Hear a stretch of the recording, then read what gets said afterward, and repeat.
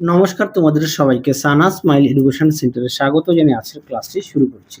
আজকে তোমাদের সঙ্গে আলোচনা করব তোমরা যারা ষষ্ঠ শ্রেণীর তৃতীয় পর্যায়ক্রমিক মূল্যায়ন পরীক্ষা দেবে তোমাদের জন্য রায় ও মার্টিন প্রশ্ন বিচিত্রা থেকে আজকে সমাধান করব ষষ্ঠ শ্রেণীর ইতিহাস বিষয়ে মডেল নাম্বার 8 অর্থাৎ 8 নম্বর স্কুলে যে সমস্ত ছোট ও বড় প্রশ্নগুলি আছে তার সমস্ত প্রশ্নের উত্তরের সমাধান করে দেখাবো। চলো দেরি না করে মূল বিষয়ে যাওয়া যাক। প্রথমে দেওয়া আছে সঠিক উত্তরটি নির্বাচন করা। দেখো একের কি আছে, মৌর্য আমলে অর্থনীতি মূলত নির্ভর করত। উত্তরটা লিখবে কৃষির, অপশন বি। 2 দাগের প্রশ্নের উত্তরটা অপশন বি, 3-এর উত্তরটা অপশন বি, 4-এর উত্তরটা অপশন বি, 5-এর উত্তরটা অপশন সি, 6-এর উত্তরটা অপশন বি হামুরাবি, 7-এর উত্তরটি অপশন সি মুদ্রা, 8-এর উত্তরটি অপশন এ, 9-এর উত্তরটি অপশন সি, 10-এর উত্তরটি অপশন এ, 11-এর উত্তরটি অপশন বি, 12-এর উত্তরটি অপশন সি নাটক, 13-এর উত্তরটি হবে অপশন সি গান্ধার, 14-এর উত্তরটি হবে অপশন এ। পরবর্তী দেখো ক স্তম্ভের সঙ্গে খ স্তম্ভ মেলাও। 1 দাগের উত্তরটা হবে সি, 2-এরটা হবে এ, 3-এরটা হবে ডি, 4-এরটা হবে এফ, 5-এরটা হবে বি, 6-এরটা হবে ই। পরবর্তী দেখো কি আছে, একটি বাক্যে উত্তর দাও। মেসোপটেমিয়া শব্দের অর্থ 2 নদীর মধ্যবর্তী ভূমি। 2 দেখো ওয়ার কথার মানে কি, উত্তর লিখবে শহর। 3 দেখো মিশরকে নীল নদের দান বলেছেন হেরোডোটাস। 4 দেখো সংহিতা কথার অর্থ কি, সংকলন করা। বেদের অপর নাম কি, লিখবে শ্রুতি। দক্ষিণ ভারতের একমাত্র মহাযান পত্রের নাম কি, উত্তর লিখবে অশ্মক। ভদ্রবাহু কে ছিলেন, উত্তর লিখবে দিগম্বর সম্প্রদায়ের নেতা। পরে দেখো পাণিনির লেখা ব্যাকরণের নাম কি, উত্তর লিখবে অষ্টাধ্যায়ী। বুদ্ধচরিত কার লেখা, অশ্বঘোষ।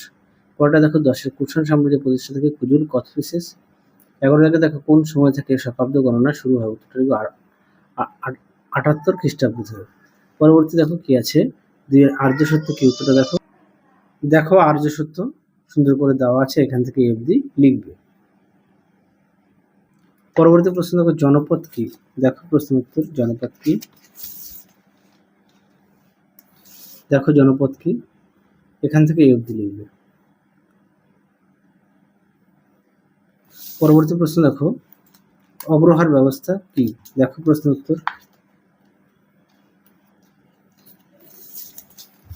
অগ্রহার ব্যবস্থা সুন্দর করে দেওয়া আছে, দেখে নিও।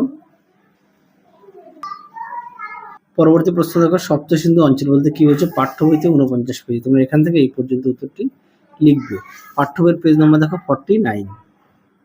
পরবর্তী প্রশ্ন দেখো উত্তর ভারতের কালো চকচকে মাটির পাত্রের দুটি বৈশিষ্ট্য দেখো।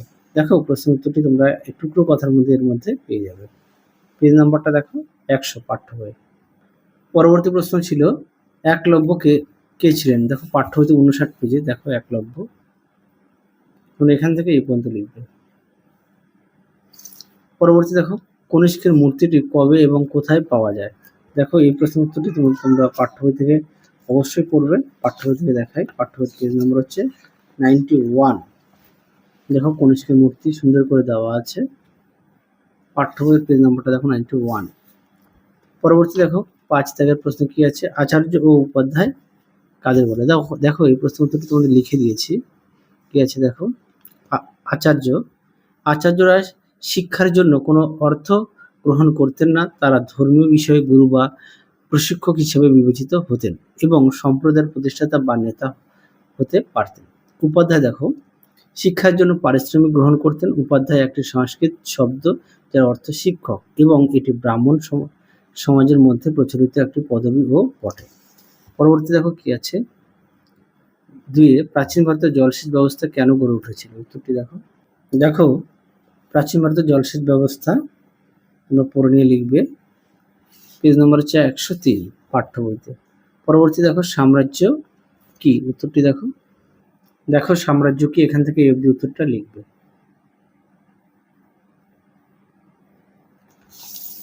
পরবর্তী প্রশ্ন দেখো চন্দ্রকেতুগড় বিখ্যাত কেন, দেখো প্রশ্ন উত্তর। এই প্রশ্ন উত্তরটি তোমাদের পাঠ্য বই থেকে পড়বে। পাঠ্য বইয়ের পেজ নম্বর হচ্ছে 129। পাঠ্য বই থেকে পড়বে। দেখো চন্দ্রকেতুগড় পেজ নম্বর হচ্ছে 129। পরবর্তী দেখো কি আছে, টিকা লেখো রামায়ণ।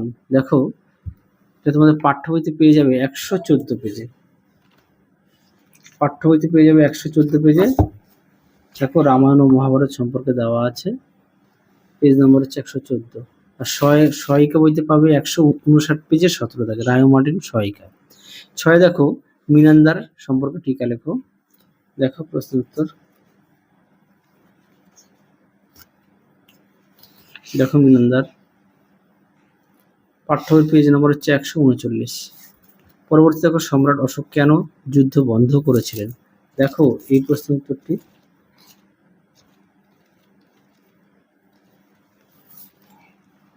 দেখো প্রশ্ন উত্তরটি তোমরা এখান থেকে এই অবধি লিখবে উত্তরটি।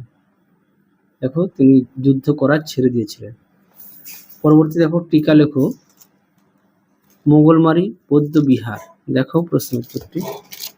তোমাদের আগের ভিডিওতে সমস্ত বিষয়ের সাজেশন দেওয়া আছে, তোমরা যারা এখনো দেখোনি আমাদের প্লে লিস্টে গেলে পেয়ে যাবে। দেখো উত্তরটি।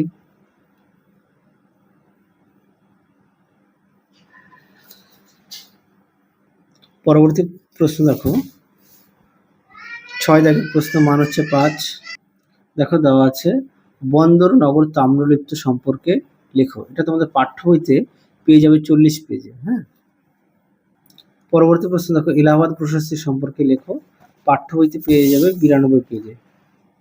দেখে নাও টুকরো কথা আছে, পেজ নাম্বারটা দেখো 92। পরবর্তী দেখো তিনি মেগাস্থেনিসের চোখে ভারতীয় উপমহাদেশের সমাজ ব্যবস্থা কেমন ছিল? দেখো প্রশ্ন উত্তরটি। দেখো তোমার উত্তরটা এখান থেকে পেয়ে যাবে, এখান থেকে এফডি লিখবে। শেষ প্রশ্ন দেখো টিকা লেখো গান্ধার শিল্প। এই প্রশ্নটি পাঠ্য বইতেও ছিল, আমি তোমাদের সহায়িকা থেকে দেখিয়ে দিই। দেখো গান্ধার শিল্প, এখান থেকে এফডি লিখবে। তাহলে চলো আজকের মতো এখানেই সমাপ্ত করছি। আবার দেখা হবে খুব শীঘ্রই তোমাদের পরবর্তী ভিডিওতে। তোমরা সবাই সুস্থ থেকো, ভালো থেকো। আজকের মতো টাটা।